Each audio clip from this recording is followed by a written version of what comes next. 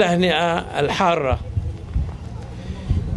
لكل أعضاء النقابة الذين انتخبوا يوم الأحد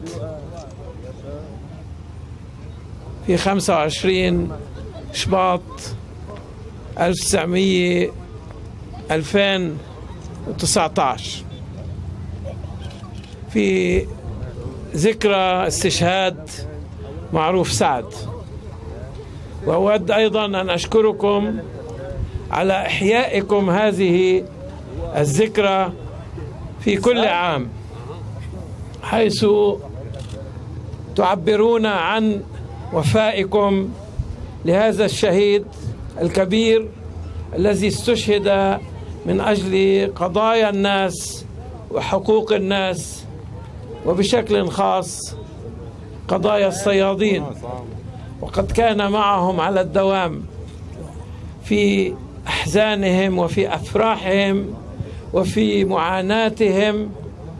كان دائما الشهيد معروف سعد مع الصيادين إلى جانب حقوقهم الأساسية في العيش الكريم وفي تعليم أولادهم وفي تأمين الرعاية الصحية لهم ولعائلاتهم.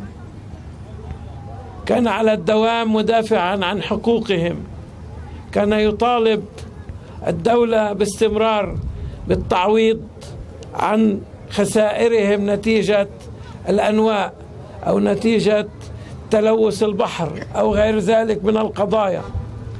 نحن اليوم نأمل أن تقوم هذه النقابة الجديدة بعمل جاد لمصلحة الصيادين. الصيادون في لبنان من الناورة إلى العبد يعانون أشد المعاناة، وهم يحتاجون إلى كل الرعاية من الدولة اللبنانية، وهذه الدولة اللبنانية لا تقدم لهم شيء. لذلك علينا، وأنا من واجبي كنائب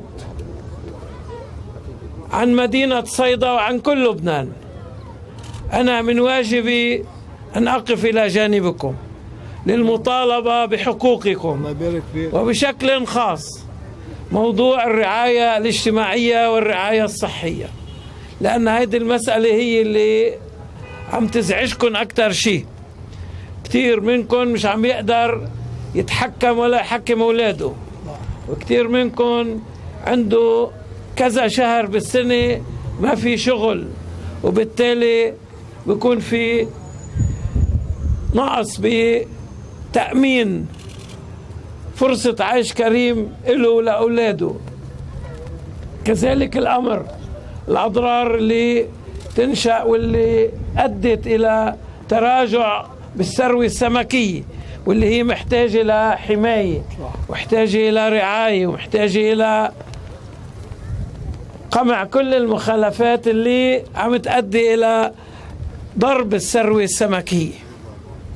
كل هاي القضايا نحن بدنا نبحثها نحن وياكم ومع نقابات أخرى، ويا ريت بتقدروا من خلال مبادرة من نقابة صيدا تعملوا اتحاد نقابات لصيادي الأسماك على طول الشاطئ اللبناني. بتعطيكم قوة وبتعطيكم مكانة لحتى نقدر نحن نوقف نحن وياكم بالمجلس النيابي وخارج المجلس النيابي لتحصيل حقوقكم، لأنه هي مسألة طال عليها الزمن. مش معقول بعد 44 سنة من استشهاد معروف سعد بعد حقوق الصيادين مهدورة، وهذا أمر هو أمانة بأعناقنا كما هو بأمانة بأعناق النقابة، لأنه الصيادين محتاجين نقابة قوية طالب لهم بحقوقهم وتناضل من أجل تحصيل هاي الحقوق. وإن شاء